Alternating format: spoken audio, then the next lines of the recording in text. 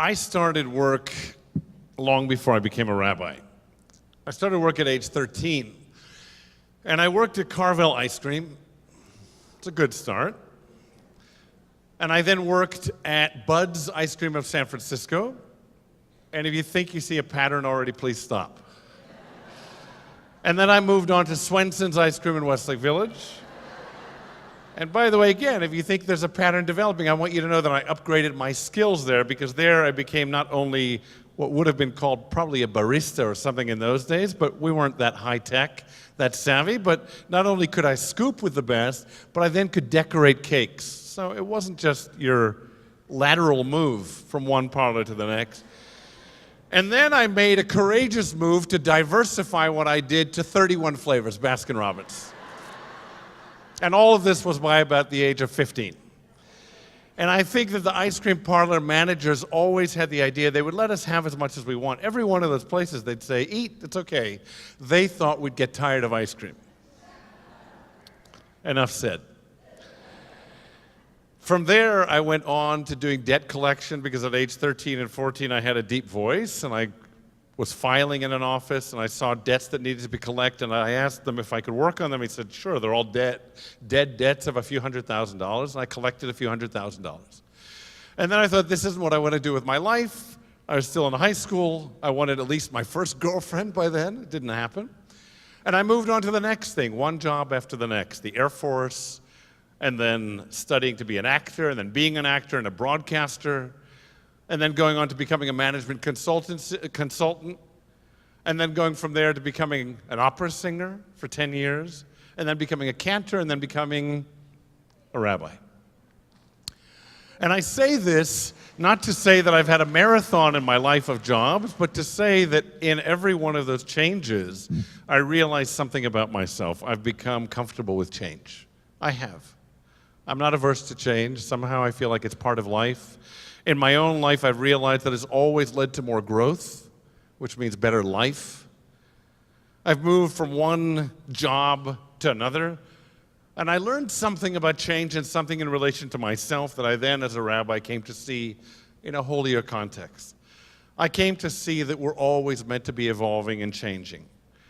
That the identity that is, I do so-and-so, isn't a true and whole identity. It's only a partial identity. It's a vestige. It's what the Kabbalists would call klipa, the outer shell on a soul. We introduce ourselves to one another in that awkward moment of saying, what's your name? We forget their name. What do you do? And then they tell us what they do, and we decide in that moment if they're interesting to us or not, if we need another canapé, an hors d'oeuvre, or to continue a conversation. That's what we do. That's what we do in this society. We meet people by virtue of what they look like and then what they tell us about what they do.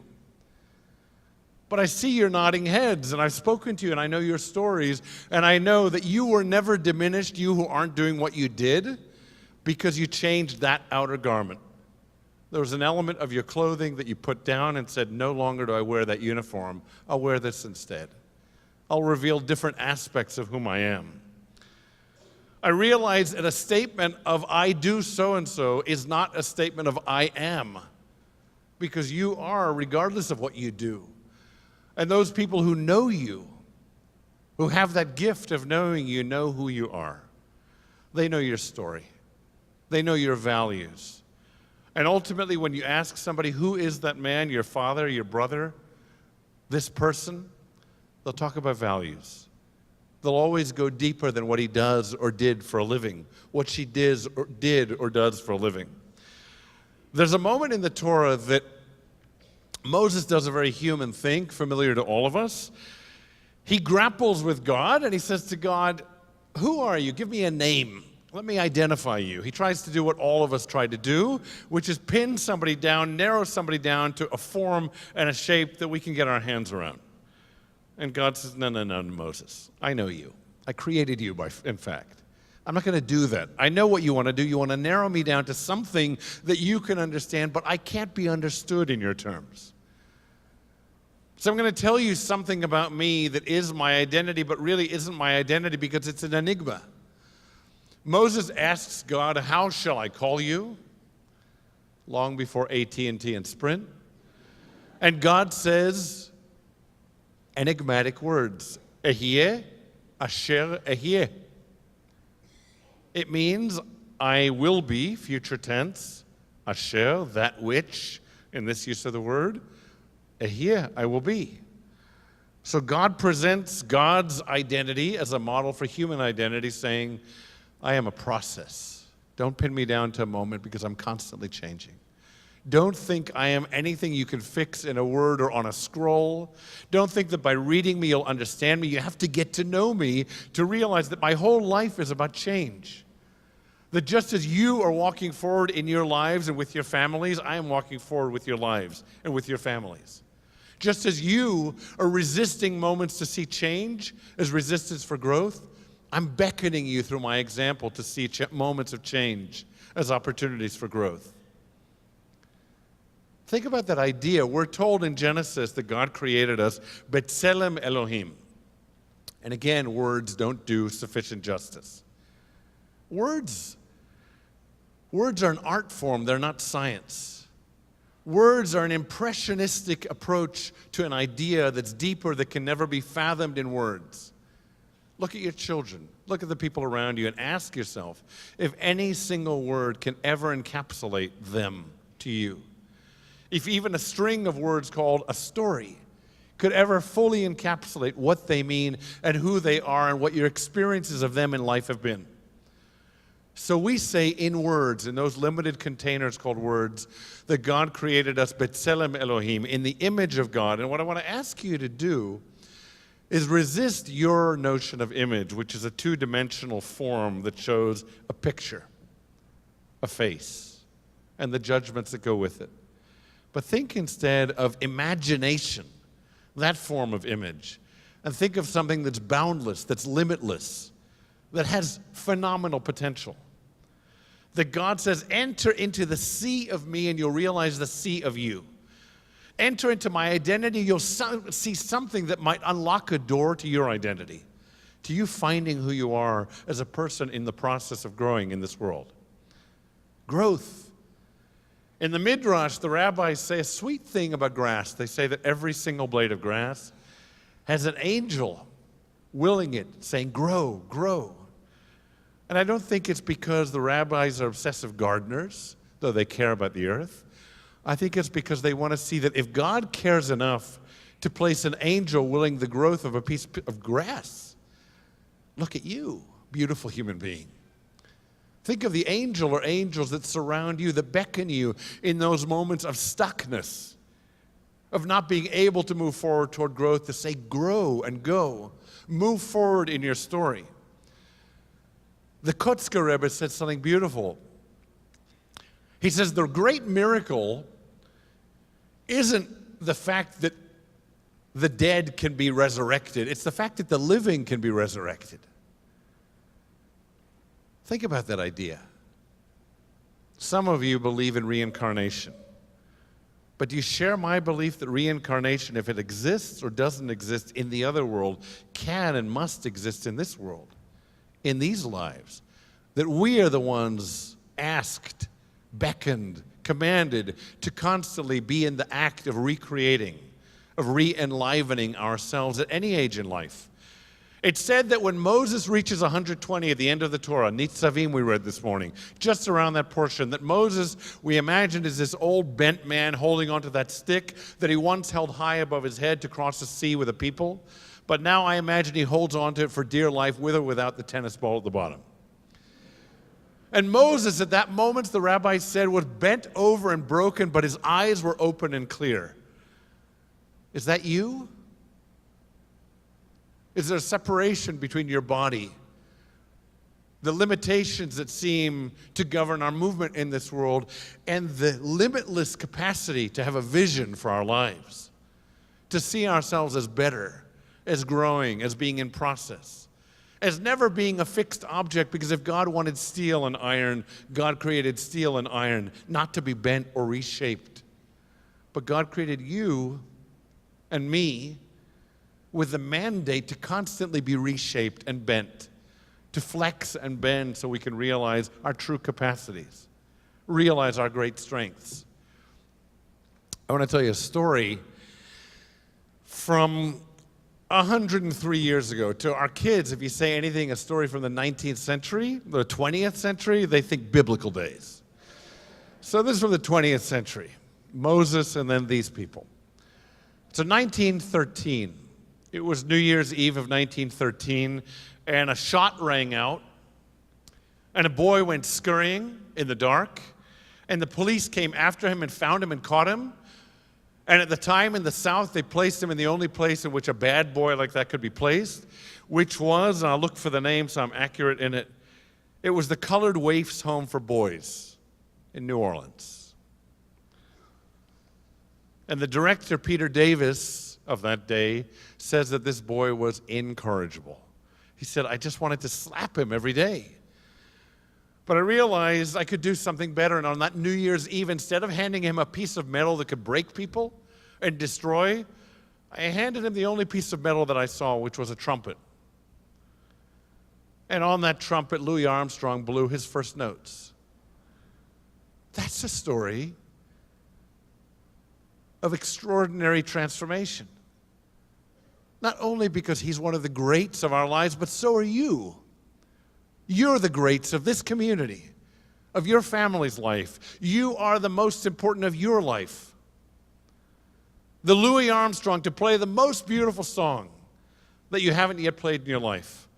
To realize these pivot moments in your life that can change you, and that may have occurred today or yesterday in a word or a song or a sermon or a reading. A moment that shifted you and made you uncomfortable on the seat, that made you think, this could be my break.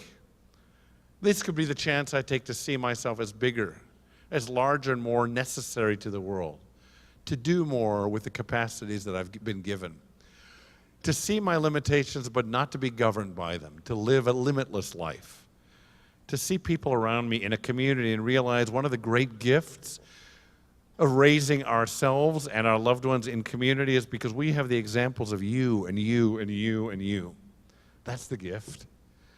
Because without this, we don't have those encounters with greatness and with struggle. We don't encounter the people who fall and then stay with them long enough to see what happens when they climb up again, when tragedy becomes heroism. I look out at you, and I know nearly all of you. And I know you by names, but more importantly, I know you by our shared stories and experiences. And I know people who were given terminal diagnoses and told to stop, but refused to stop. And I know people who lost parents like myself, and people who lost children, and people who lost loved ones, and people who lost jobs and homes, and people who lost that gift that we thought was our gift, the most important one, that illusion that we came to realize was an illusion called stability. All of us. And what I realize in your stories is what inspires me to be a rabbi, to be a father, and to try and grow as a man in this world, which is you grew and you changed and you made yourself into a greater portion than you were. You took that idea that God gives you another portion of soul on Shabbat literally, and you said, I can be bigger than the form that I was in that moment when I thought that my life would stop. But then I went through a door, not a wall. And I realized the doors are only walls when we allow them to be. And walls become doors when we will them to open. When we see moments that say stop and retreat, and we say I either go through it or I climb over it. When we look around and see in our biblical history people like Moses and Aaron and David and Sarah and Rebecca and Rachel and King David, and we realize in the story of their lives that there's nothing heroic. No superheroes. They're just like you and me. Different garb, different clothing, different generation, the same struggles. And what's extraordinary, as I mentioned last night, about all of them is that if you stay with them from the first chapter of their story to the end, you realize why they were included. And maybe we should apportion that same dignity to ourselves. There's a reason why we're here, because we matter, because we're worthy of being included in these chapters, in these stories. So this is Yom Kippur, a day of fasting. We'll decide what to make of our fast. Wasn't that beautiful what we heard? We'll decide if it'll be a fast of empathy, of sympathy, A fast to afflict our bodies, or a fast to widen our capacities to do more in this world? I want to end with a story from a 3rd century Chassid, a Rebbe called Reb Zusia of Anapol. And it's so moving and it's so important that we hear it on Yom Kippur. Reb Zusia is an old man on his deathbed, and his students gather around him. And his students see tears coming down from his closed eyes. And they come to him, they say, Reb Zusia, why are you crying? Are you afraid to die? And he says, no, I'm not afraid to die. He says, I know what will happen to me after I die. I know that I'll meet God, and that God won't ask me, Reb Zusia, why weren't you Moses? Because I can't be Moses. And God won't say to me, why weren't you more like Abraham? Because I can't be a father of a people. I'm just a rabbi and a man and a father and a teacher. And as more tears poured down his face, he said to his students, my greatest fear of my life and of this moment is that God will look in my eyes and say, Zusia, why weren't you more Zusia?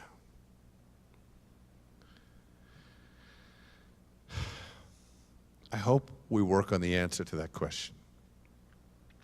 Not just in a holiday, a holy day, but we make holiness of other days because we stay in a conversation with ourselves. Why wasn't he more like Zusia? What does it mean for us to be more of ourselves? There's such strong impulses to do less, to feel less, to try less, and hence to grow less. And yet there's such wisdom that says grow and try and strive and grow and grow and grow. And inspire people by your growth. And realize what you become, a teacher, all of us. Every single person in this room of any age realizes their capacity not only to build their lives, but to make of it a teaching. May God bless you with a meaningful and beautiful fast, a beautiful holiday with us. May God bless you with a year that will challenge you enough not to be tragic, but to be sufficiently painful to realize you need to grow. Because we don't sit for long on uncomfortable chairs. May God challenge you and me, every one of us, to look at the words of the prayer book and to make sense of them the next day, not just today. To make meaning of them long after we've taken robes and suits off and have become people in the world. Let's take these words and the commitments that we aspired to and make them the commitments of a new year so that when we come back a year from now, we'll be able to answer the question if it was truly a Shana Tova. Thank you to all of you.